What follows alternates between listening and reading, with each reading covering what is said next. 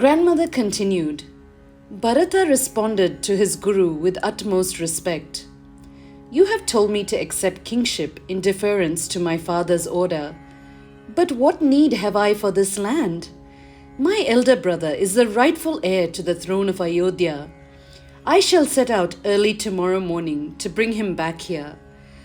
I would like all the eminent citizens of Ayodhya, ministers, courtiers, palace residents, you and your wife to accompany me. Let the musicians come along to celebrate the return of my elder brother to this land. Until Rama returns to Ayodhya, Shatrughna and I will not accept the comforts of life.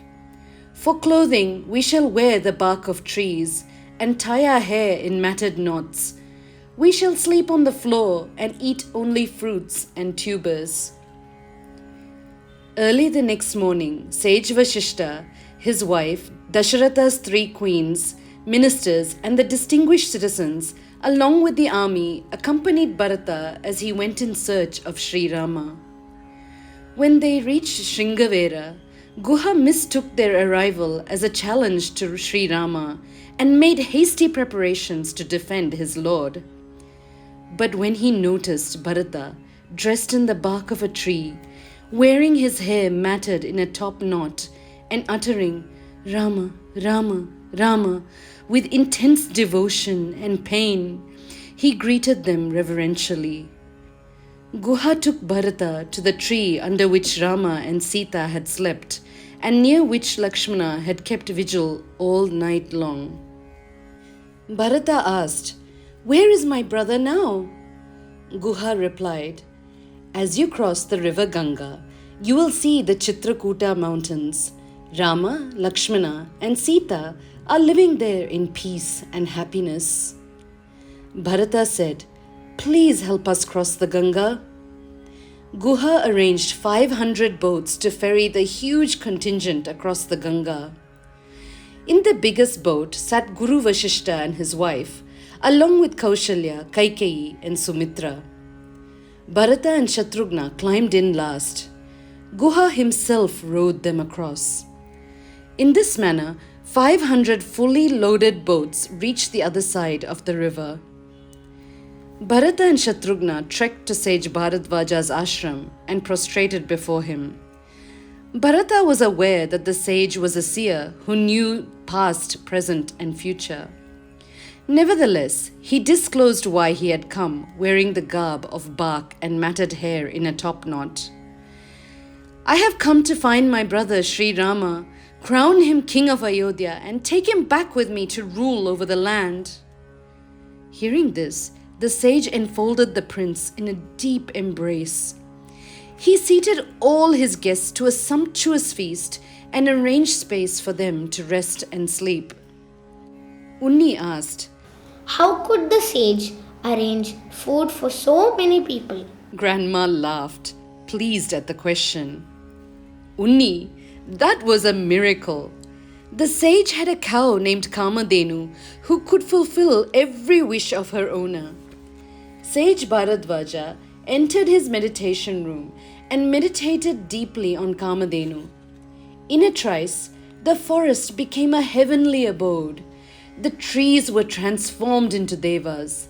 There was a sumptuous feast ready for the tired travelers and soft mattresses inside palaces for them to rest upon. Sage Bharadvaja materialized all these through the wish-fulfilling cow Kamadhenu. After worshipping Vashishta, the sage invited the rest of the entourage into his ashram. They got up early the next morning, had their morning bath, and prostrated at Sage Bharadvaja's feet. With his blessings, they set off to Chitrakuta. Bharata instructed the army to remain behind while he, Shatrughna, and Guha went in search of Sri Rama's ashram. They came across some ascetics who guided them there. On the northern bank of the Ganga, by the foothills of the Chitrakuta mountains, you will find Sri Rama, the Supreme Self, dwelling there with Sita and Lakshmana. The search party soon caught sight of Sri Rama's ashram. It was a marvelous place, surrounded by all kinds of trees laden with fruits and by shrubs overhung with fragrant flowers. Birds and beasts lived there in harmony with each other.